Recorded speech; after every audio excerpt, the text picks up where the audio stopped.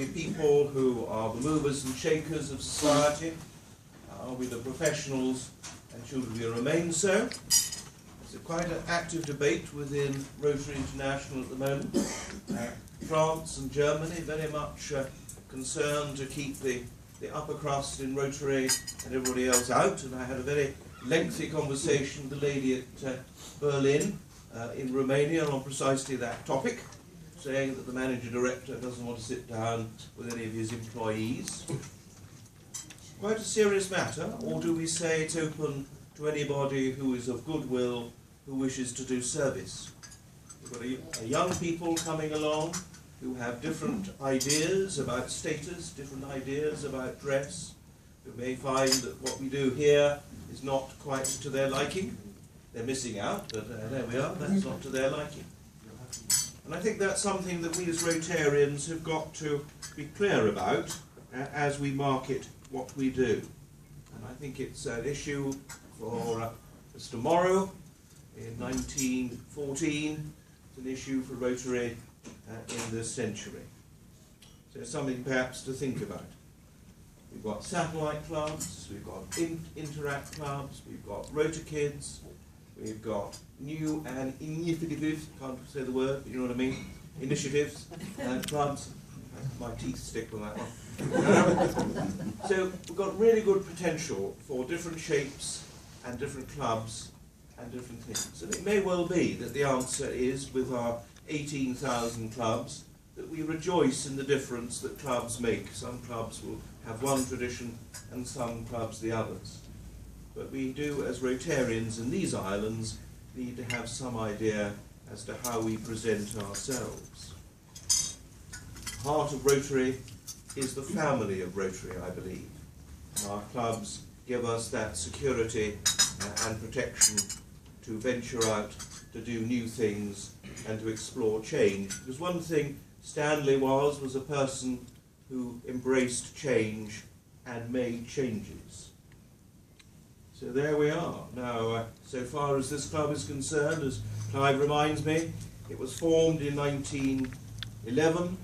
It was chartered in 1912. It was the first club to be chartered outside America, and it's club number 50. And it had 306 members in 1919. So there's a challenge, Clive, to get a few more members to get back up to 1919 standards. But an interesting thing about Stanley was the people who joined the London Club in 1914 were given a little book that was a little pocket book. And on one side of the page you wrote down on a monthly basis what service you had provided to your fellow members, and on the other side what service they had provided to you. As he was an undertaker, you can imagine that half the page was blank. So that's why he didn't get membership, being an undertaker, until he described himself as a monumental mason. Whether that's large in stature or monumental in other ways, I don't know, and that seemed to do the trick. Rather hard-nosed to think that you account to your fellow members for what you give them and what they give you.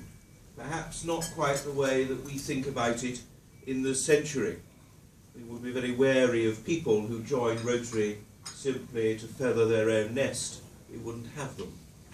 But networking was very much the lifeblood of Rotary then, and to some extent the edge has fallen off being a networking organisation now. We have our skills and our abilities, we have our classifications, we have our expertise, we have our civic and our corporate connections, and we as Rotarians really do need to make use of those. It's very easy to make things happen. And I visited an adventure centre in Swansea, and the centre wanted a new kitchen. It would have cost on the open market something like nearly 200,000 to do it. Rotarians with their connections with construction, with architecture, etc., made it happen for less than 40,000. Oh. So that's a pretty good practical example of networking. But more particularly, there are so many organisations that are doing good works in our community that they challenge us not to be a bubble. We've tended too long to think that we are a bubble. We do the good works in society and we are the preeminent organisation for that. We are one of the preeminent organisations, but there are others around. Particularly at the moment, business in the community. Some 800 firms have indicated in the latest report in September, go on the website and you'll see it, wanting to use their staff as volunteers for community purposes. They have the staff, they have the money, they're looking for projects. If we are not careful, we will miss out and they will find those projects from other organisations. And believe me, there are other organisations who have them. So I think back to networking, we have got to be a little bit more on the qui-vive than we have been in the past. A little more hard-nosed. There's a distinction, I believe, between working for and working with. We need to have the partnerships with people and say to them, a bit like the little book, we're doing things for you, what's on the left-hand page for us? Too often we do things for people and we don't get any recognition for it. It's nice to do it, but sometimes we've got to say, okay, we will do that, but what will you do for us? So I thought the little book was actually quite a helpful example in the matter. And finally, of course, he's noted for the innovation. It may seem obvious, but it wasn't then. In 1933, he proposed at the Scarborough RIBI convention that the monopoly that clubs had on their areas should cease. So in those days, London controlled London, and Birmingham controlled Birmingham, and so it was. And no other clubs could be formed within the bailiwick of those particular Rotary clubs. And he said, well, that's ridiculous. We need to be more diverse, we need to have more colour, we need more clubs. Rotary, of course, being ever on the uptake, took 10 years to decide that that was a good idea. It's a bit like a tanker, you know, you make a suggestion and 10 years later it might turn directions. And of course, so we had Finsbury Rotary Club was the first club outside the London club, formed in 1943.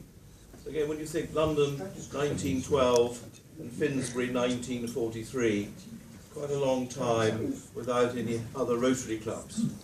And sadly, there are still Rotary clubs who feel the same and don't want anybody anywhere near them anyway, but that's their problem rather than us. And again, I think that was an innovation which really kick-started the vibrancy of Rotary in London, and we need to celebrate that. And we're at the same sort of point, I believe, in our history now, with satellite clubs, corporate membership, Friends of Rotary, new clubs, different ways of expressing Rotary, working together, encouraging different people. I think it's a really exciting time and a challenge. We're going to the districts, and it's just amazing how much work with young people. As I say, Rotary Kids, Interact is really growing. We went to Liverpool in that district, 8 new satellite clubs this year. It's really good news that we're having that diversity and that fun, and I think that's something to celebrate. And how we manage that change, well, we have to learn perhaps a little bit from Stanley about that. So there we are. An exciting time in Rotary, I think a challenging time. He was a man of his time. He was very influential in so many ways. Hopefully we as Rotarians in this decade can make inroads and changes that are far-reaching, so that in 100 years' time people will say, gosh, what sensible decisions, what imaginative decisions were made. So in conclusion, perhaps, sounds a bit serious, don't mean to be serious, because I'm sure he was quite a bon viveur. Must be from London, you know, they're all bon viveurs, so I'm told, you know. Stand up if you're not wrong, either. Yes, well, proves my point. We need clarity as to who we are and what we stand for and where we want to go. So, President Clive, thank you very much for your hospitality. As I've said, if people want to ask questions, I'll be delighted to do so. And finally, may I give you my banner as a thank you for having me, and the members also. Thank you.